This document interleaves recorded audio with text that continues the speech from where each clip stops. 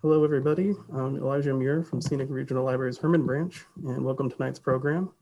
We're joined by Katy Holmer with the Deutschheim Historic Site, and I'll let her take it away. Thanks, Eli. Thank you for having me today.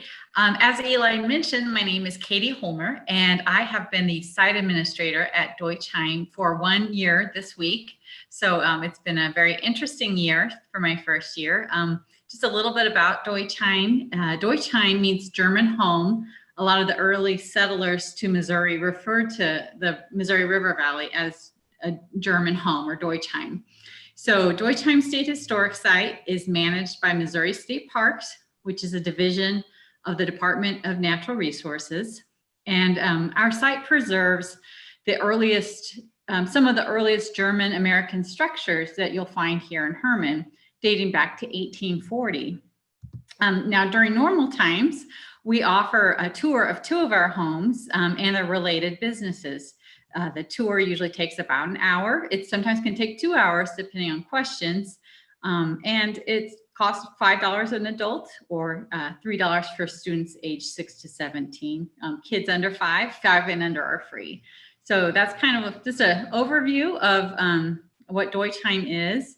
And for those of you not familiar with Herman, we are located basically on the corner of West 2nd and Market Street in Herman. Hopefully you don't have too much traffic in the background here.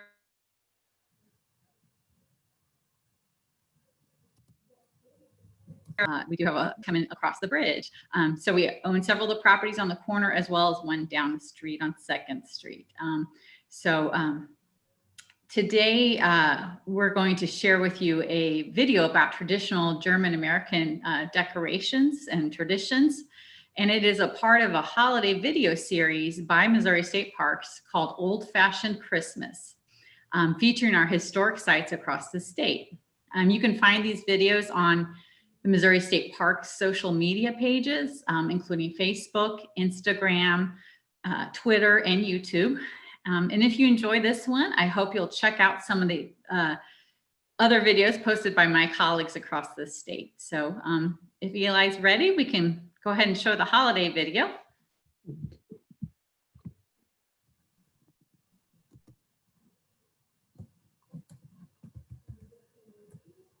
Hi, my name is Linda. We're here in the Palmer House at Deutschheim State Historic Site today to discuss German Christmas traditions. Christmas celebrations came late to America, and when they did arrive, it was on the growing wave of German immigration in the early 19th century. The first Christmas tree appeared in Philadelphia in 1832 at the home of Dr. Constantine Herring. People lined the street for blocks in order to glimpse it through the parlor window. In consequence of its popularity, J.G. Wesselhoft, publisher of Die Alte und Neue Welt newspaper and secretary of the German Settlement Society of Philadelphia that founded Herman, began producing lithographed tree ornaments to meet the sudden demand. In Germany, trees were often decorated with apples, since December 24th is named Adam and Eve Day. But by the mid-19th century, large blown mercury glass balls called Kugels were in demand. The first blown glass ornaments were imported from Germany to America by entrepreneur J.W. Woolworth late in the 19th century. In Germany, the Christmas tree was traditionally decorated on Christmas Eve. The decorations often included molded sugar ornaments or intricate Scherenschnitte, paper scissor art. Candles adorned the branches for those families who could afford the beeswax. Sometimes the trees hung from the ceiling, saving floor space in small cottages. In feudal Germany, where non-aristocrats could not own land and therefore could not cut trees, the tradition of dyeing goose quills and wrapping them around wire branches was born.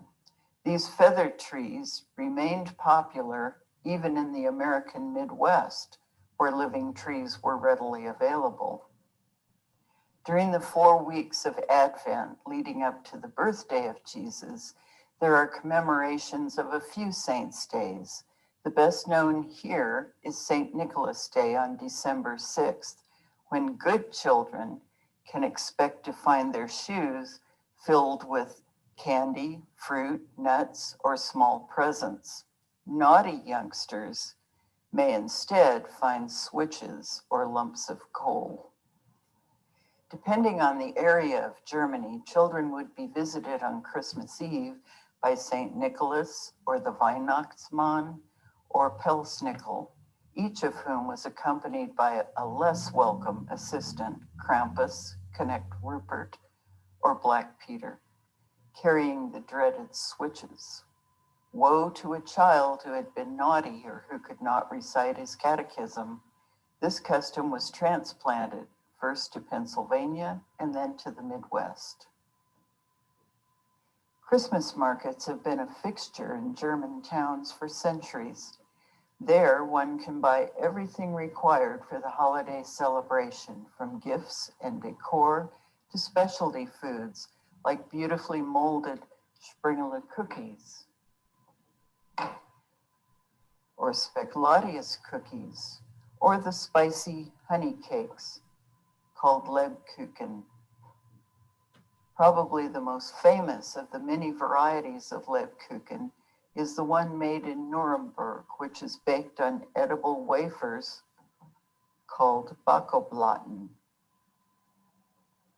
But there are countless examples of this ancient treat baked during the holidays in Germany and in America, where molasses is often substituted in Midwest recipes for the more costly honey. Delicious marzipan, an almond confection, is available molded and painted to look like fruits or small animals. Here at Deutschheim State Historic Site, we offer a wide selection of Springele molds, as well as anise oil and hartshorn for baking this authentic South German delicacy. We also stock German cookbooks, children's books like the ever popular Struwwelpeter, genealogy aids, and books on German American history. German pop-up cards of various scenes and cities make a special remembrance for travelers. Purchases can be made by calling the site. The number is 573-486-2200.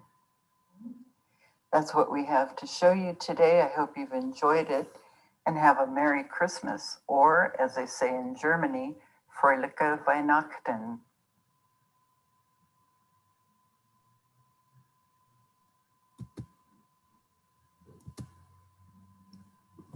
So I hope everyone enjoyed that video. You'll see a lot of things that we do, a lot of Americans do for Christmas come from the Germans. So, and just something to mention, if any of, since most of your reviewers are local, if they are interested in purchasing something, even though the site is closed, for our inside building, or our buildings are closed for the public, we can make arrangements to purchase things if you all need some Springerla cookie molds or pop-up cards or something.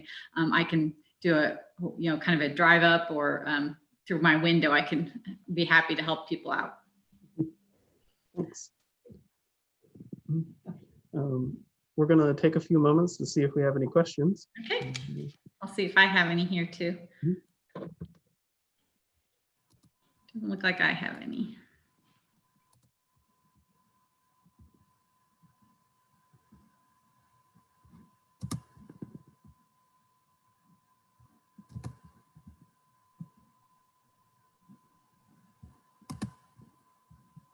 We didn't look at the chat. Nope, nothing on. Oh, that's just us.